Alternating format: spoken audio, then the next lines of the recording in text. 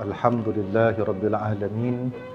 Wabihi nasta'in ala umuri dunya waddin. Wassalatu wassalamu ala ashrafil anbiya'i wal mursalin Sayyidina Muhammadin wa ala alihi wa ashabihi wa man tabi'ahum bi ihsanin ila yaumiddin. Rabbi shrah li sadri wa yassir li amri wahlul 'uqdatam min lisani yafqahu qawli. Alhamdulillah. Fadil, Tuan Imam, Tuan Bilal, pengurusi, ahli-ahli jawatan kuasa, tuan-tuan, puan-puan sidang jemaah yang dirahmati Allah. Alhamdulillah terdapat bertemu dalam kesempatan ini tuan-tuannya menyambung kembali daripada kitab khilafiyah ini, perkara-perkara yang menjadi khilaf dan pertikaian dalam masyarakat kita.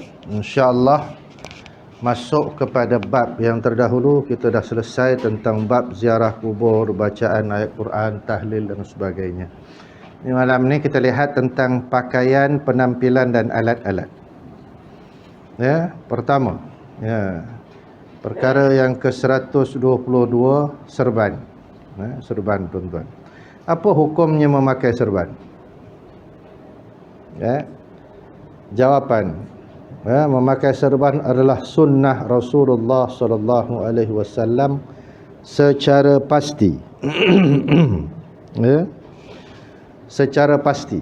Dalam kitab Syama'il Muhammadiyah, yang Imam At-Tirmizi disebutkan, Imam At-Tirmizi ini disebutkan khusus tentang pakaian Nabi, tentang serban Nabi sallallahu alaihi wasallam dan hadis-hadis yang berkaitan dengannya. Kata Jabir, dakhala an-nabiy sallallahu alaihi wasallam Makkah yaumal fathi wa alaihi amamatun sauda. Nabi sallallahu alaihi wasallam telah memasuki kota Mekah ketika hari pembebasan, dengan memakai serban hitam. Disebutkan dalam Sahih Muslim, Sunan Abu Dawud, Ibnu Majah, Sunan At-Tirmizi dan Sunan An-Nasa'i. Betul ramai yang sebut, tuan-tuan. Nabi memakai serban hitam pada waktu Nabi masuk ke Mekah pada hari pembukaan kota Mekah. Baik. Kata Amr bin Haris, katanya, ra'aitu ala ra'si Rasulillah sallallahu alaihi wasallam amamatun sauda. Kata Amr bin Haris, aku melihat serban hitam di atas kepala Nabi, di atas kepala Rasulullah sallallahu alaihi wasallam. Disebut dalam Sahih Muslim, Sunan Ibnu Majah, Sunan Abu Daud dan Sunan An-Nasa'i. Ramai yang menyebutkan hadis ini. Kata Amr bin Haris lagi, inna Nabiyya sallallahu alaihi wasallam khataban nas wa alaihi amamatun sauda.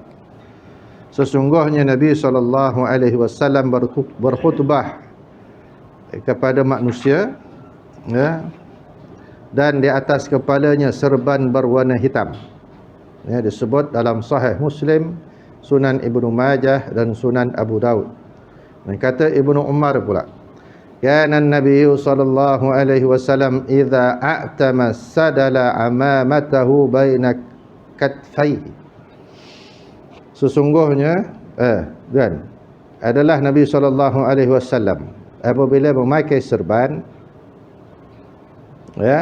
baginda akan membiarkan syamlah, ujung atau ekornya di atas bahunya, iaitu ke belakang. Ekornya ke belakang. Baik. Kata Nafi', maula Ibnu Umar, kata Nafi', wa kana ibnu Umar yaf'alu dhalik, adalah Ibnu Umar juga berbuat demikian. Nafi' ini pembantu dia, gurunya Abdullah bin Umar. Abdullah bin Umar ni, tuan-tuan, antara sahabat Nabi yang, macam mana nak kata, apa yang Nabi buat seboleh-bolehnya dia akan buat. Tak kira benda tu besar ke kecil ke. Kalau Nabi berhenti dekat tempat tu, misalnya dia berhenti kat tempat tu, dia pernah tengok, kalau dia jalan kat tempat tu, dia akan berhenti kat situ. Kalau Nabi duduk bawah pokok ni misalnya, dia akan berhenti dan duduk kat pokok. Kerana apa? Dia ikut sebenar-benarnya sunnah Nabi SAW. Baik, kata Ubaidillah, ra'aitul Qasim ibni Muhammad wassaliman yaf'alani dhalik. Dan aku melihat Qasim bin Muhammad dan Salim, kedua-duanya berbuat itu juga. Begitu juga kata Ibnu Abbas, anna Nabiy sallallahu alaihi wasallam khataban nasa wa alaihi amamatun damsa'u. Apa dia? Sesungguhnya Nabi sallallahu alaihi wasallam berkhutbah kepada manusia dan di atas kepalanya itu Nabi memakai serban di atas kepalanya, dengan serbannya terkena minyak rambut. Sahih Al-Bukhari. Serban Nabi pakai minyak, lepas tu Nabi pakai serban, minyak rambut Nabi tu kena pada serbannya, kata Ibnu Abbas. Kata Hafiz Ibnu Hajar Al-Asqalani, kata Al-Hafiz Ibnu Hajar, diriwayatkan daripada Ibnu Sa'ad dengan sanad yang sahih daripada Hisham, daripada ayahnya, dalam peperangan Badar, Sayyidina Zubair memakai serban berwarna kuning yang dililit di atas kepalanya. Maka sabda Nabi SAW, sesungguhnya para malaikat turun menyerupai Zubair, yakni memakai serban berwarna kuning. Malaikat kalau turun berupa manusia dalam peperangan ini, Nabi kata sama macam Zubair, serbannya warna kuning. Tuan-tuan, kita jarang tengok orang serban kuning, tuan-tuan. Putih, biasanya putih lah, atau warna-warna lain tu jarang lah, biasanya putih, tuan-tuan. Baik, dalam Sahih Muslim, hadis daripada Jabir bin Abdullah, katanya bahawa ketika Nabi SAW masuk ke Mekah, terdapat di atas kepala Nabi itu serban,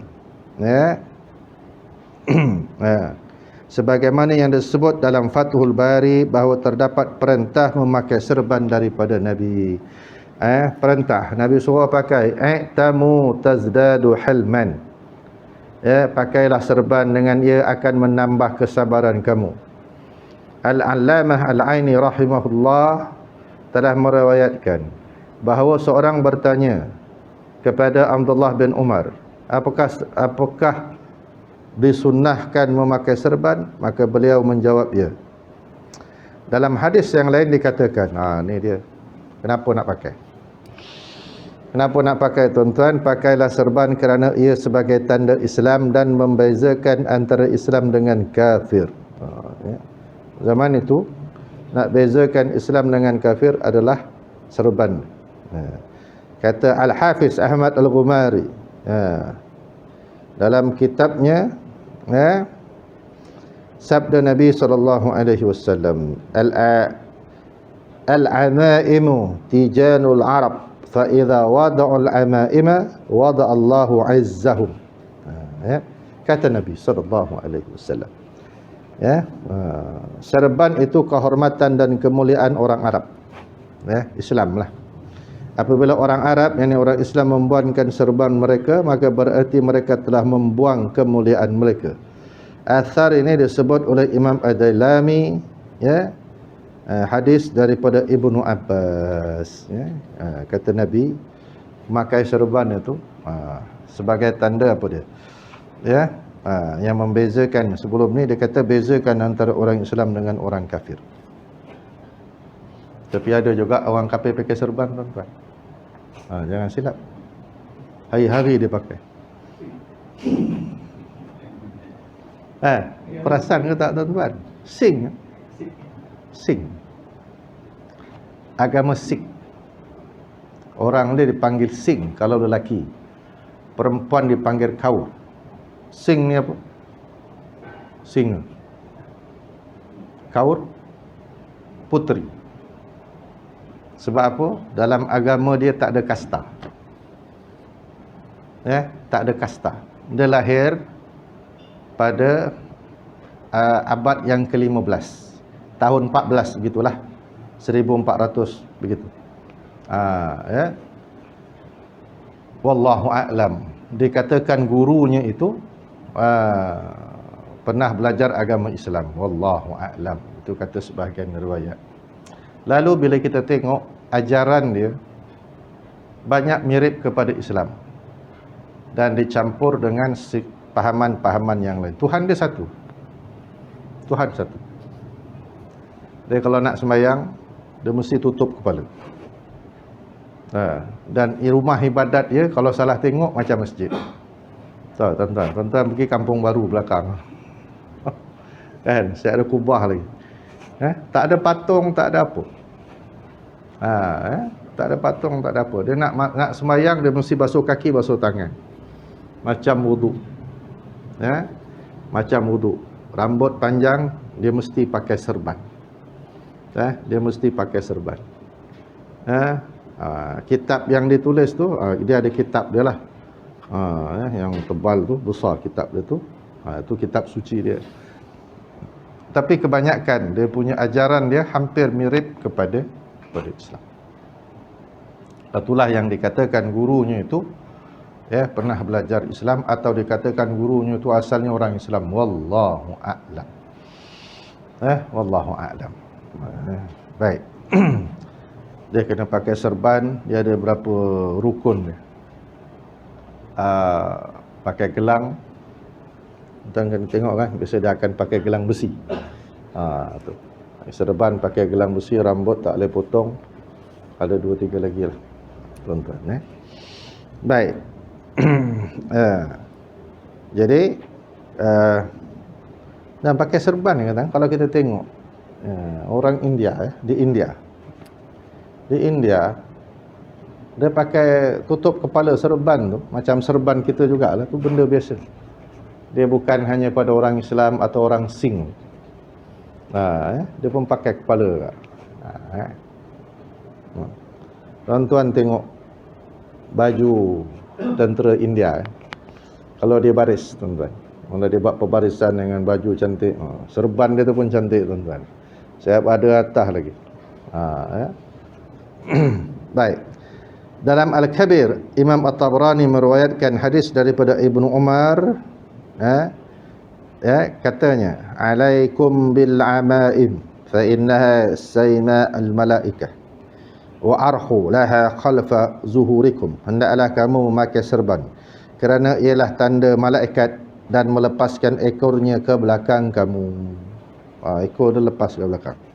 Dalam kitab-kitab fiqh disunatkan berserban ketika menunaikan terutamanya hari Jumaat.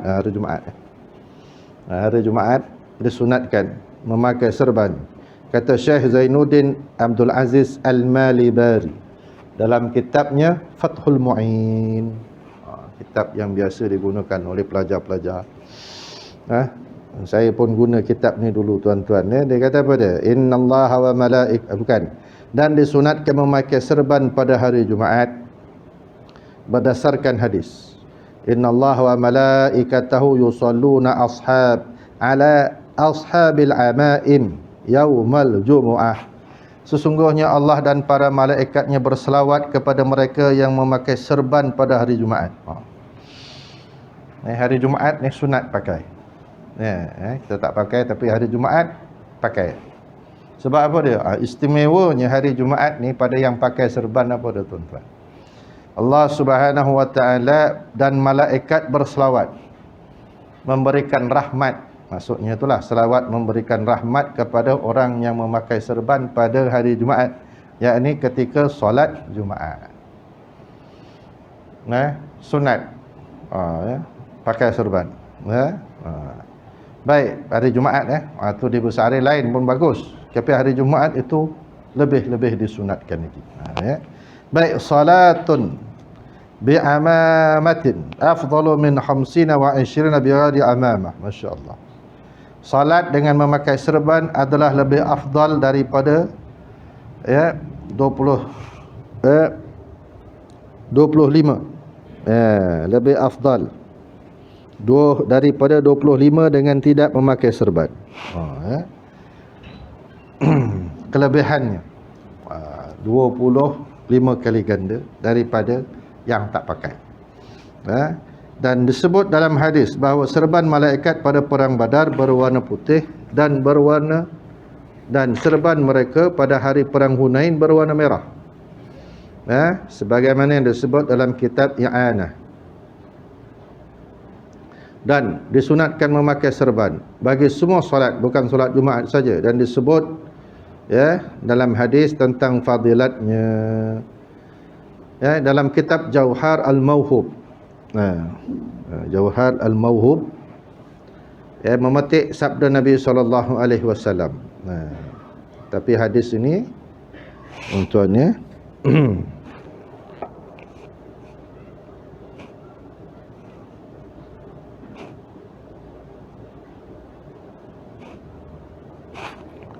disebut dalam kitab tadi Jauhar Al-Mawhub. Salat 2 rakaat dengan memakai serban itu lebih baik daripada 70 rakaat salat tidak memakai serban. Sebut dalam kitab Jauhar Al-Mawhub. Dalam kitab Bahrul Wafi, Al-Alamah Al-Alim Al-Alamah Syekh Muhammad bin Ismail Daud Al-Fatan, Syekh Daud Al-Fatan. Baik, apa dia kata? Dan disunat dihiaskan diri dengan memakai sebaik-baik pakaian dan afdalnya yang putih, dan sunat memakai serban kerana hadis bahawasanya Allah dan segala malaikatnya selawat sekaliannya atas orang yang memakai serban hari Jumaat, dan sunat memakai serban bagi sekalian solat, dan tersebut dalam hadis lebih daripada 25 solat dengan tiada serban, dan satu Jumaat serban terlebih afdal daripada 70 Jumaat.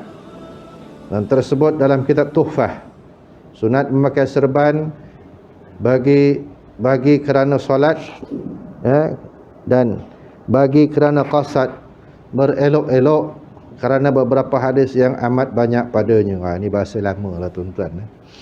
Bahasa kitab kuning. Apa dia? Sunat memakai serban. Kerana apa? Kerana solat, dan kerana apa dia? Pakai serban tu sebab nak solat, atau kerana apa dia? Qasad, niat nak berelok-elok, nak bercantik-cantik. Betul? Ni nak sembahyang ni tuan-tuan, nak pergi, nak berjamaah ni. Apa kata Allah Subhanahu wa taala dalam Quran? Khudhu zinatakum 'inda kulli masjidin. Inda kulli masjid. Apa dia? Apa dia? Pakailah perhiasan-perhiasan kamu setiap kali kamu datang ke masjid. Pakai masjid tu pakaian elok-elok, pakai cantik-cantik. Betul tuan-tuan? Macam orang kita ni bagus tuan-tuan. Orang Melayu ni dia ada pakaian yang khusus. Betul? Kalau dah pakai kain pelekat, pakai baju Melayu, pakai kopiah, jangan tanya dia nak pergi mana.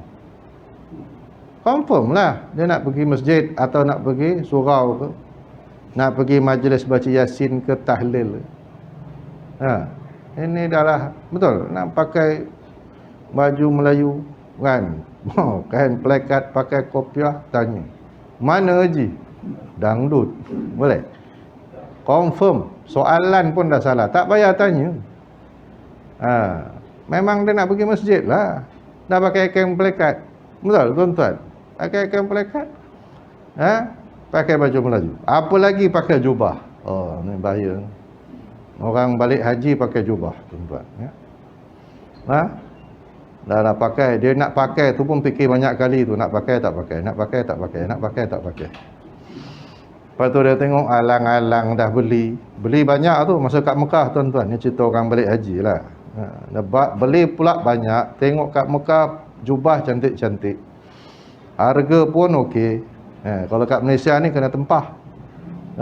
Beli kain tempah lagi mahal kan. Beli kat Arab macam-macam warna, macam-macam fashion, yang pendek, yang panjang, lengan panjang, yang ada collar, yang tak ada collar, yang ada sulam, tak ada, segala macam. Kan? Beli banyak. Nak pakai tak pakai, nak pakai tak pakai. Dia pun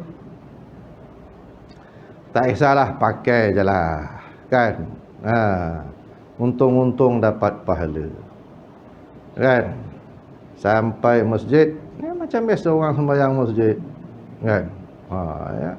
Qamat, qamat, orang pula ke depan, imam pula tak datang. Aduh. Jadi semua orang tengok kiri, kanan, depan, belakang. kiri kanan dan 4 kali Bilal tengok Tuan Haji silalah ke depan kan. Dia rasa nak pitam lah tuan-tuan. Set baik sembahyang asar tak bunyi tuan-tuan. Kalau maghrib dia lari dah balik. Aku dah kata jangan pakai jubah. Dah kata dah jangan pakai. Kau pakai juga padan muka, dia kata. Lain kali dia tak pakai dah tuan-tuan. Tobat lahum tak pakai. Tuan-tuan. Tu dia.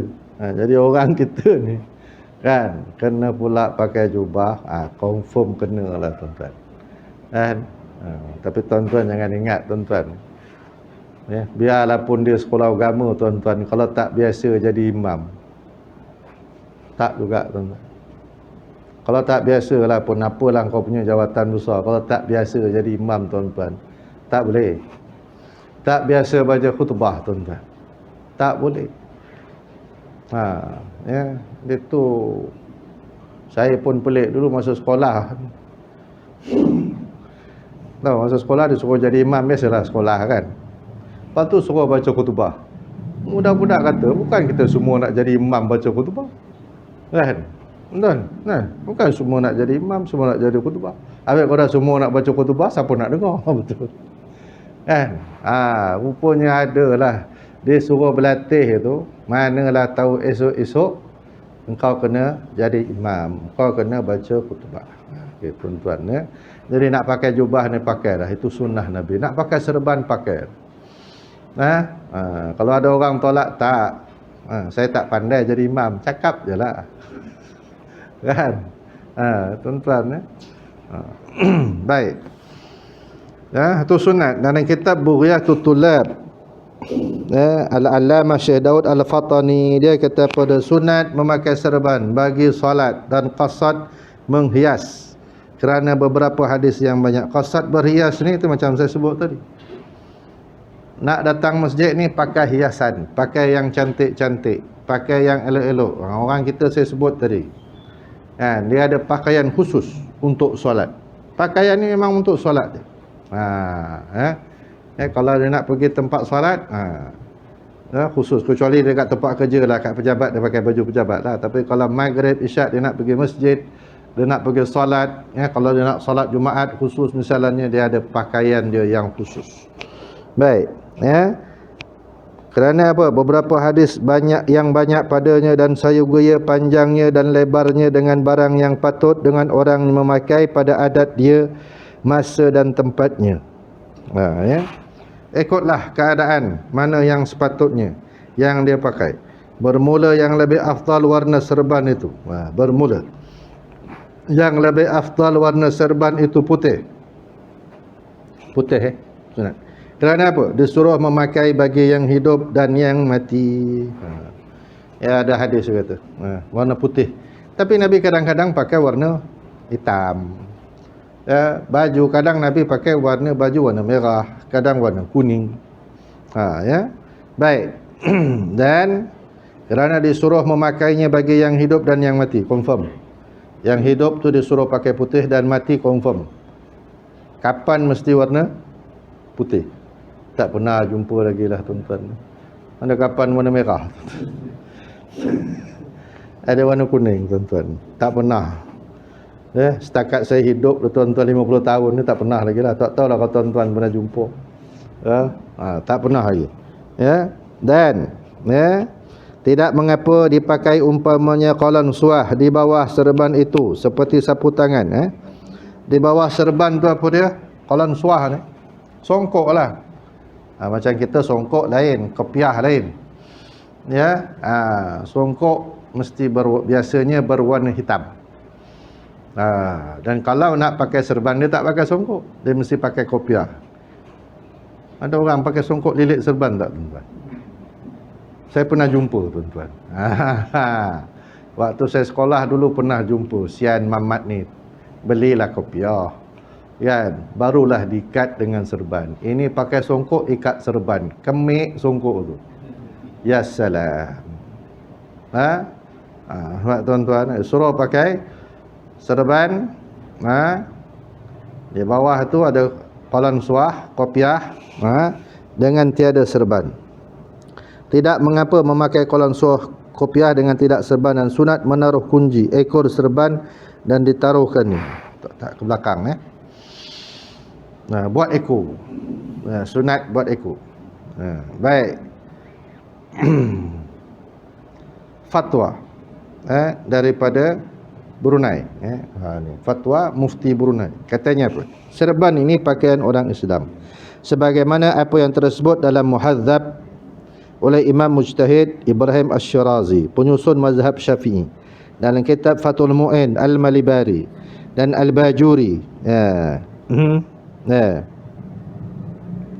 Disebutkan bahawa Rasulullah sallallahu alaihi wasallam memakai songkok qalan suah macam kopiah itu dengan serban dan dengan tiada serban. Dan kata-kata ulama dalam perkara serban dan perkataan orang yang menyatakan bahawa Rasulullah sallallahu alaihi wasallam kadang-kadang melucutkan songkok baginda dan bandika jadikan sekatan sutrah dalam solat adalah daif, kerana tidak tersebut dalam kitab-kitab hadis yang muktabar dan diakui. Ada yang kata Nabi kalau nak solat, dia buka kopiah dia tu, dia letak kat depan sebagai tanda tempat solat. Itu panggil sutrah. Sutrah tu sunat, tuan-tuan. Sutrah ni apa? Tanda orang jangan lalu. Nak lalu, kita nak sembahyang, depan kita tu kosong, letaklah sesuatu. Apa yang kita ada? Botol air ni, letak botol air. Kita sujud kat sini. Orang nak lalu depan ni tak jadi masalah. Jadi ruang antara orang solat dengan botol air ni, tu botol air ni tanda lah sempadan. Nak lalu depan. Jangan lalu tempat dia sujud. Yang tu Nabi kata lebih baik dia tunggu kat situ daripada melintas tunggu orang depan orang solat ni, tunggu. Sahabat kita tak tahu 40 hari ke 40 bulan ke 40 tahun. Lebih baik dia tunggu tu daripada dia melintas depan orang yang sedang solat.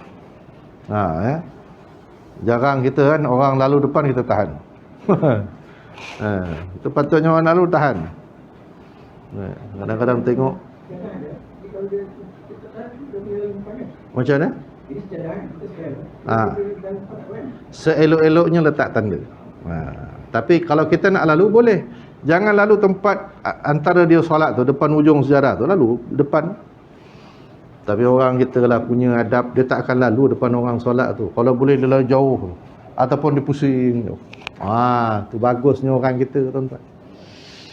Tu adabnya orang kita tu, dia tak akan lalu betul-betul depan orang sembahyang. Betul-betul depan orang sembahyang. Tapi kalau nak elok orang tengah sembahyang, letaklah depan tu apa? Sebagai tanda. Tapi kalau depan kita tu apa? Dia tiang, tak payahlah. Atau depan kita tu orang tengah duduk wirid, orang tu lah tanda, tak apa. Kalau orang faham, dia tak akan melintas depan orang yang tengah sembahyang. Baik.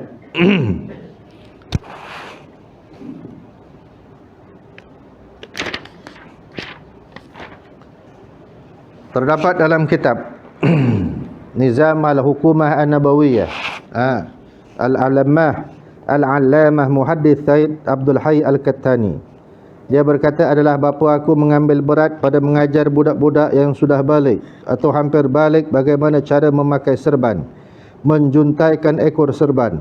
Dan penduduk Hijaz sekarang yang dimasukkan ala Mekah dan Madinah sebelum pemerintahan Saudi, iaitu sekitar tahun 20-an, mengambil berat pada mengajar budak-budak memakai serban, seolah-olah perkara itu telah lama turun-temurun sebelum pemerintahan Saudi.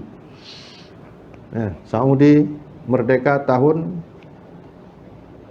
1930. Dia bukan merdeka, tuan-tuan, dia menyatukan semua itu tahun 1932 kalau tak silap saya lah. Mekah dan Madinah itu pada waktu itu diperintah oleh Syarif, keturunan Nabi SAW. Dan Saudi ini memerintah di bahagian lain. Tapi kemudian mereka berperang. mereka berperang dan ada seorang ejen British yang suka memberi bantuan kepada dia. Nama dia Lawrence. Orang panggil dia Lawrence of Arabia. Nanti tuan-tuan search dalam Google Lawrence of Arabia, iaitu ejen kepada Inggris yang banyak memberi bantuan, dan akhirnya Syarif Hussein ini terpaksa meninggalkan Saudi apabila Mekah dan Madinah menjadi sebahagian daripada wilayah Saud, keluarga Saud. Kemudian Syarif ni sebahagian keluarga dia di Mesir, sebahagian keluarga dia di Mesir, dan dia telah berjanji dengan Inggris. Inggris berjanji untuk menjadikan dia tu raja kepada Arab, tapi tidak ditunaikan oleh Inggris. Jadi, tapi dibagikan wilayah-wilayah Iraq, Syria, Mesir, Jordan. Iraq tahun 50-an rajanya digulingkan, Raja Faisal. Begitu juga dengan Syria, dan Mesir digulingkan tahun 50-an. Yang tinggal Jordan kekal sampai hari ini, keturunan Nabi SAW daripada Syarif Mekah itu. Sebab itu nama rasmi kerajaan Jordan Mamlakah Al-Urduniyah Al-Hashimiyah, membawa keturunan Bani Hashim, daripada keturunan Nabi SAW. Yang tinggal tu Iraq rajanya digulingkan, Syria digulingkan. Masa itu zaman revolusi Arab tahun 50-an. Begitu juga Mesir, Raja Farouk digulingkan, habis. Tinggal Jordan ni yang masih selamat. Dan Saudi, keluarga Saud, dia pun meluaskan semua wilayah dia. Bila dia nak bagi nama, tak tahu nak bagi nama apa. Jadi bagilah nama Mamlakah Al-Arabiyah As-Saudiyah. Saud itu bukan nama apa, nama keluarga. Sebab itu dikatakan orang satu-satunya negara yang menggunakan nama keluarga. Nama keluarga tu jadi nama negara. Saudi. Wallahu a'lam. Itu cerita lama lah tuan-tuan ya. Jadi lepas tu fahaman rasmi dia, fahaman sekarang. Perkara-perkara yang dia anggap beza pada pandangan dia akan dia anggap sebagai bid'ah. Wallahu a'lam. Tuan yang tu. Jadi sebelum pemerintahan Saudi, kata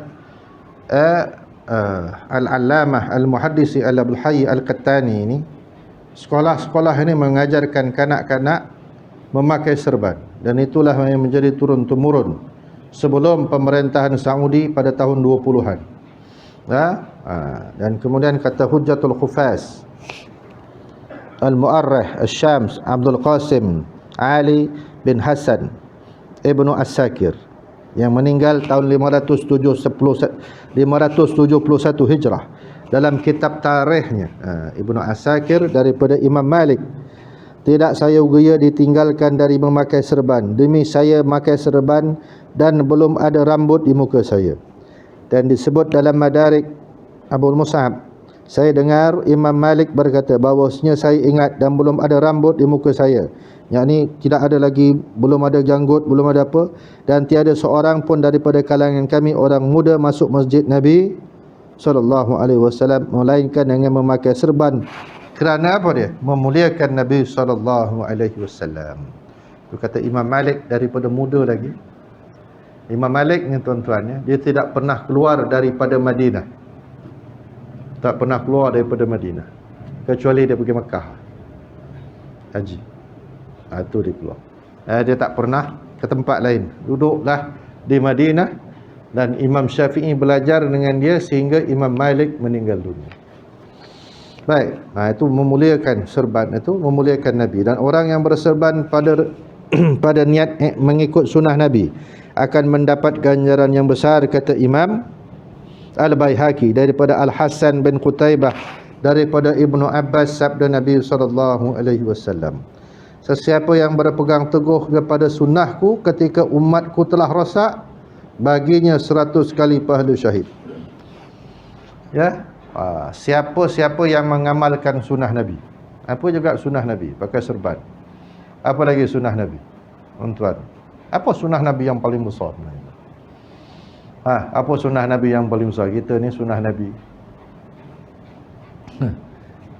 Tadi saya cakap ada peserta khusus saya ni rambut panjang. Saya minta potong lah. Tapi ada kawan saya cakap tak apalah, dia nak ikut sunnah Nabi. Ya ke ikut sunnah Nabi? Kan, tak tahulah kan. Baik, ada orang panjang rambut dia, rambut panjang, ikut sunnah Nabi. Tak apalah. Kan, sunnah Nabi ni yang paling besar. Sunnah Nabi ni apa tuan-tuan sebenarnya? Akhlak yang mulia itulah sunnah Nabi. Ni orang kita lupa. Orang yang ada akhlak yang baik ni, kata Nabi SAW, apa dia? Sama dengan darjatnya dengan orang saim qaim. Apa dia saim? Orang yang sentiasa puasa. Kita nak puasa tiap-tiap hari memang tak lalu tuan-tuan. Dapat Isnin Khamis ke dapat hari Khamis pun cantik. Tapi orang yang akhlaknya mulia sama darjatnya dengan saim, orang yang sentiasa puasa sunat. Qaim, orang yang sentiasa bangun tengah malam. Sebab apa? Macam mana sama darjat dia? Sebab akhlaknya mulia. Akhlak yang mulia itulah sunnah Nabi. Kita lupa. Kan? Kita lupa nak belajar akhlak tuan-tuan, nak belajar kitab. Bab lain semua kita belajar. Ya, sebab tu kadang-kadang kita rasa kadang-kadang orang ni ilmu banyak, perangai ya Allah Tuhan ya Karim. Mulut tak jaga. Kan? Mulut tak jaga. Tulis WhatsApp macam-macam, mengutuk orang. Allahu Rabbi. Kan? Malu kita tuan-tuan, malu kita. Baik. Jadi katanya orang yang mengamalkan sunnah Nabi waktu umatnya aku rosak, 100 kali pahala syahid. Masya Allah, 100 kali pahala syahid waktu orang tolak sunnah Nabi. Kan? Orang tak pakai serban, kita pakailah tuan-tuan. Ya, hari Jumaat nak pakai, hari Jumaat. Tak apalah hari lain tak pakai, hari Jumaat kita pakai. Kan? Pahala besar tuan-tuan. Masya Allah. Kan? Pahala besar. Kemudian apa lagi? Apa sunnah Nabi? Banyak. Kita ikutlah, tengoklah hadis-hadis Nabi. Apa yang Nabi buat. Kan? Baik, Rasulullah SAW memerintahkan agar umat Islam membezakan pakaian kita dengan pakaian orang kafir. Oleh sebab itu baginda Nabi SAW sangat berhati-hati dalam bab pakaian. Mungkin perkara ini dianggap kecil dan remeh-temeh orang-orang pada hari ini. Terlebih-lebih lagi kalau pakaian tu khusus untuk agama dia, tu haram terus. Pakaian khusus untuk agama dia tuan-tuan. Tak boleh, itu haram. Haram terus. Ya, tapi kalau pakaian biasa orang kerja tu pakaian biasa. Ya. Cuma saya kalau pejabat agama ni biasa pakai songkok lah tuan-tuan. Ya, tu biasanya lah akan pakai songkok. Biarlah pakai kot ke pakai tie ke, songkok mesti ada atas kepala. Songkok mesti ada atas kepala. Baik. Tu biasalah pegawai agama tuan-tuan. Pegawai agama tu biasa itu bagus. Songkok ada atas kepala, tutup sikit kepala. Kan? Baik. Dan baik, disebut lagi apa ni? Sedikit penerangan ringkas tentang pemakaian serban atau tutup kepala. Ia adalah sunnah, sunnah muttabaah yang diikuti atau hanya harus saja ataupun istilah saja. Ini sunnah ke ataupun harus ke ataupun apa? Secara ringkasnya, perbuatan Nabi ini ada 7 kategori. Kita nak ikut Nabi ni sebenarnya perbuatan Nabi ni ada 7. Bukan 7 apa tuan-tuan, kategori, ciri-cirinya. jenis-jenisnya. Pertama, perbuatan yang merupakan apa dia? Gerakan manusia. Gerak kerja, gerak tubuh. Ini tidak termasuk dalam mengikut perintah. Tidak termasuk dalam perkara menyalahinya kalau tidak diikut. Macam mana? Kan? Itu memang apa dia? Kejadian Allah Subhanahu Wa Taala. Ya, bentuk tubuh badan gerak-geri Nabi itu, kan? Ya, baik. Yang kedua, perbuatan yang tidak bergantung dengan ibadah, tapi hanyalah apa dia? Tabiat. Seperti berdiri, duduk, makan, minum, maka tiadalah pada perkara itu contoh dan tidak juga pada ikutan. Tapi jumhur ulama kata harus. Ya, harus. Pada apa dia? Perbuatan-perbuatan yang tidak bergantung pada ibadat.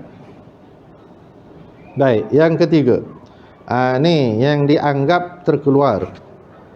Yang keluar daripada kategori yang tadi atas. Pensyariatan terhadap satu perbuatan dalam kategori kedua tadi dan tata caranya khusus. Misalnya makan, minum, maka kategori darjatnya. Apa dia tuan-tuan? Pertama apa dia? Misalnya Nabi makan, Nabi baca apa dia? Bismillah. Kan? Lepas makan Nabi baca Alhamdulillah. Tu salah satu perkara yang Allah Ta'ala redha ni kepada manusia. Bila manusia makan dan minum, dia syukur kepada Allah. Satu perkara yang Allah Ta'ala redha ni pada manusia, kalau manusia makan dan minum, dia redha. Dia nak makan baca bismillah, habis makan dia baca Alhamdulillah. Syukur kan? Dia tak komplain apa-apa, walaupun rasanya macam mana, dia diam saja. Itulah orang redha. Dia makan ni tuan-tuan. Nabi tak pernah komen makanan. Tuan-tuan. Nabi tak pernah komplain makan. Jadi kita ni bila makan, jangan komplain. Diam-diam. Tapi kalau rasanya, bagilah tahu elok-elok. Tapi janganlah kutuk pula orang kita ni, Allah. Hai Mat, kapal garam pecah ke? Allah. Cakap je lah, rasanya ni lebih sikit mesin. Taklah perli-perli pula kapal mentang-mentang lah garam murah. Tak payahlah tuan-tuan, cakap lah elok-elok kan. Ini Mat, aku kalau kau makan kau 3 kali kau punya masak, arwah aku, dia kata. Tak payahlah tuan-tuan. Kan, Mat, kau punya air ni kalau minum minggu depan potong kaki tu. Tak payahlah tuan-tuan. Kan, cakap elok-elok sudahlah. Jangan menghina makanan. Jangan menghina makanan. Rupanya apa? Diam-diam saja tuan-tuan. Baik. Itu antara perbuatan-perbuatan Nabi. Termasuklah memakai serban ini. Memakai serban ini, iaitu apa dia tuan-tuan? Harus. Sunat. Dan ada juga perbuatan yang harus pada Nabi, tapi tak boleh dilakukan. Seperti apa? Nabi berkahwin lebih daripada 4. Itu khusus untuk Nabi. Khusus untuk Nabi. Apa tuan-tuan? Misalnya tahajud tengah malam, pada Nabi wajib. Tahajud tengah malam tu pada Nabi wajib. Kita apa tuan-tuan? Pada orang awam ni sunat. Memanglah sunat, tapi diberatkan tuan-tuan. Kata Nabi apa dia? Da'bus salihin. Amalan orang-orang soleh qablakum. Sebelum daripada kamu tu, orang-orang ni memang orang-orang soleh ni bangun tengah malam. Ibadat. Jadi kalau kita ni nak apa dia? Nak jadi orang soleh, nak jadi orang baik, itu dah di antara perkara-perkara yang perlu dibuat. Rasa-rasanya boleh tuan-tuan, bangun awal sikit lah. Kalau tak dapat bangun pukul 3, pukul 4, bangun awal sikit. Dapat setengah jam solat beberapa rakaat, dah okey dah tu. Cuma apa dia? Konsisten, terus. Dan sekarang ni subuh lambat kan tuan-tuan, pukul 6. Pukul 5 bangun lah. Misalnya nak bangun pukul 5, malam jangan tidur pukul 2, memang tak bangun pukul 5. Kalau malam terkelip-kelip, dia tak buat apa, main tengok YouTube tuan-tuan. Ya Allah, Tuhan ya Karim. Apa ke benda itu je juga benda dia tengok tuan-tuan. Mana tengok tu, tengok macam-macam pelik-pelik. Baik tidur tuan-tuan. Baik tidur. Baik, lantaran itu dalam kitab usul fiqh tu apa disebut? Mudawamatun Nabi sallallahu alaihi wasallam tufidu afdaliyah. Berkekalan Nabi sallallahu alaihi wasallam mengerjakan satu perkara itu memahamkan keafdalannya. Yang sudah tentu dimaksudkan dengan sunat sebagaimana daripada istilah yang dimaknakan sunat. Maknanya apa? Nabi selalu buat itu. Apa yang selalu dilakukan oleh Nabi itu dapat diambil faham ianya afdal. Nabi selalu pakai serban, maka dia menjadi afdal. Afdal ni apa? Keutamaan, lebih utama. Jadi bila lebih utama tu maknanya apa? Lebih utama tu maknanya pahala. Kan? Lebih utama tu maknanya pahala-pahala. Jadi itulah kalau nak cari pahala tuan-tuan. Ya, kita cari yang apa tuan-tuan? Amal sikit pahala besar. Kan? Betul tuan-tuan. Ada Jumaat pakai serban. Ada kena baca apa-apa tak pakai serban ni? Tak ada. Pakai lah. Pakai jubah.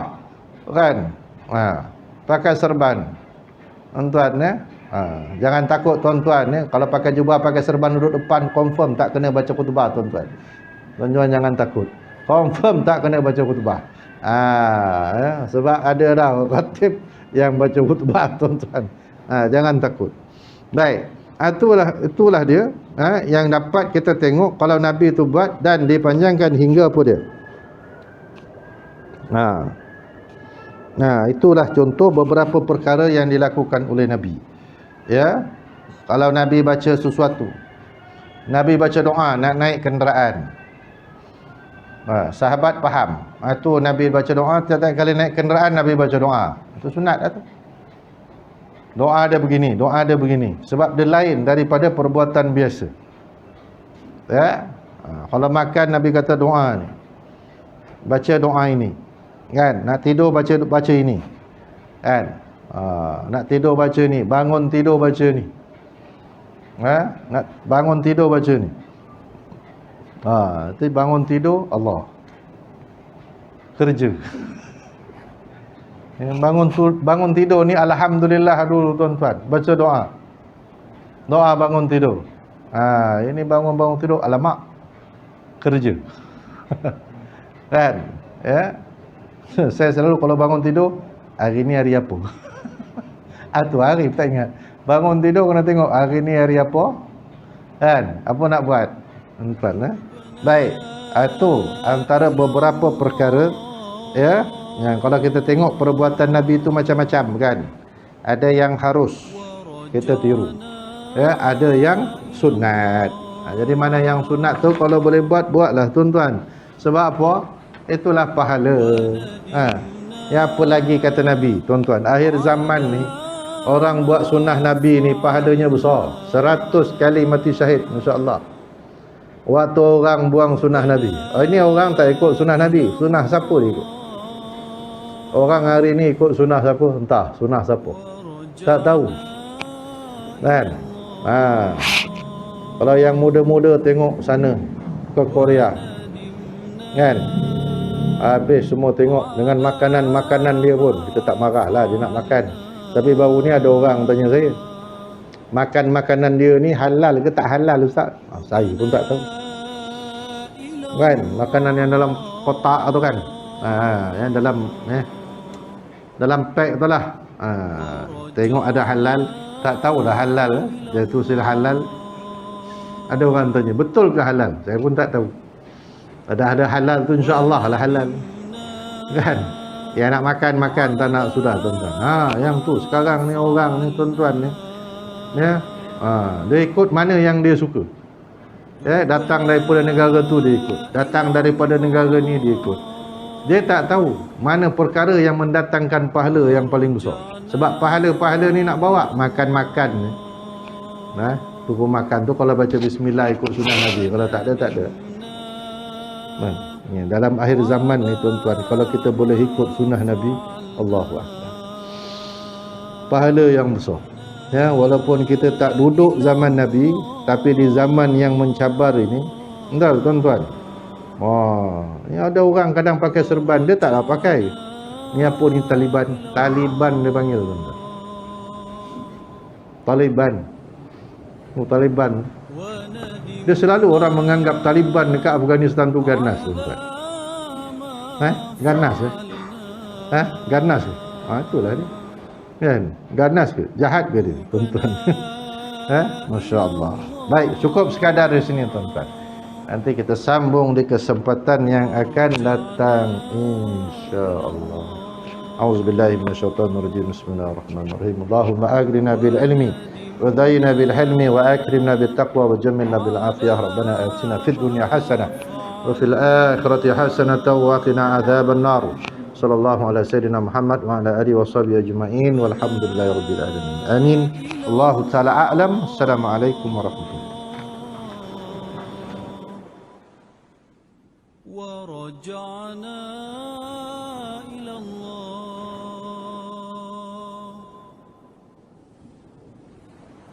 وندمنا